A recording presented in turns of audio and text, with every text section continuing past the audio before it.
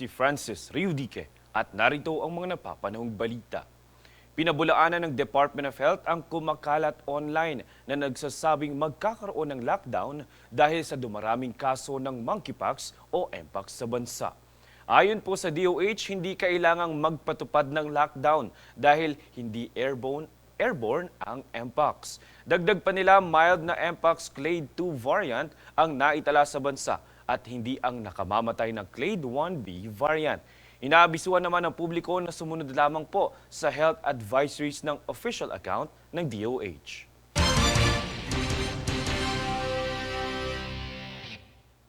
Abiso naman sa mga motorista, sinuspinde na po ni Pangulong Ferdinand Marcos Jr. ang nakatakdang rehabilitasyon sa kahabaan ng EDSA, kung saan kasabay nito ay kinansela na rin ng MMDA ang nakatakdang dry run ng odd-even scheme sa June 16. Tunghayan ang ulat ni Princess Castro.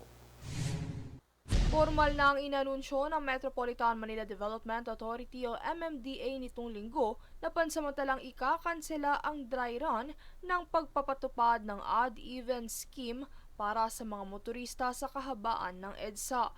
Ito ay kasunod ng direktiba ni Pangulong Ferdinand Marcos Jr. na itigil muna ang nakatakdang EDSA Rebuild Project. Ayon sa Pangulo, ito ay upang magkaroon ng mas maraming oras ang pamahalaan na makahanap ng mas magandang paraan sa pagsasagawa ng proyekto ng hindi nakokompromiso ang pag-commute ng publiko.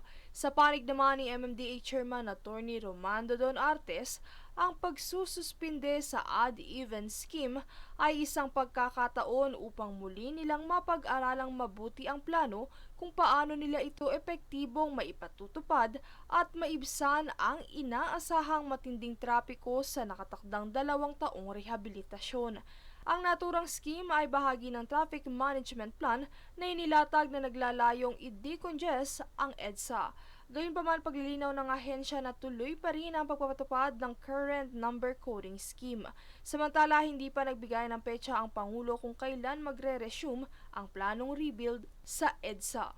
Princess Castro, nag-uulat para sa Golden Nation Network.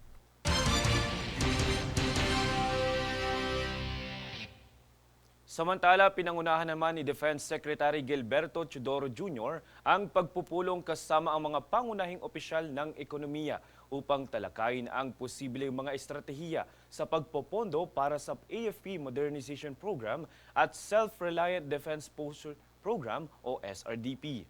Layunin ng pagpupulong na tiyakin ang sapat na pondo para sa makabagong kagamitan at kakayahan ng Armed Forces of the Philippines o AFP alinsunod sa Republic Act No. 12024. Bahagi ito ng pagsusumikap ng Administrasyong Marcos na palakasin ang depensa ng bansa gamit ang lokal na produksyon at teknolohiya.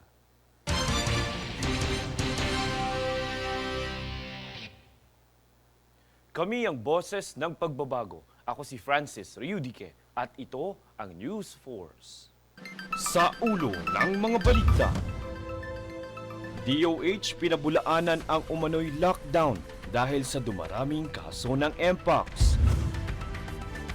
Odd-even scheme kanselado, EDSA rehabilitation suspendido.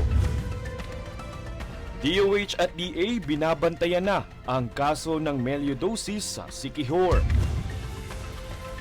DBM nakipag-ugnayan sa DND upang ipatupad ang AFP Modernization Program. FBI kasalukuyan ang iniimbestigahan ang umano'y terorismong motibo sa isang pag-atake sa Colorado Rally. At Alex Ayala, nagtapos na ang French Open.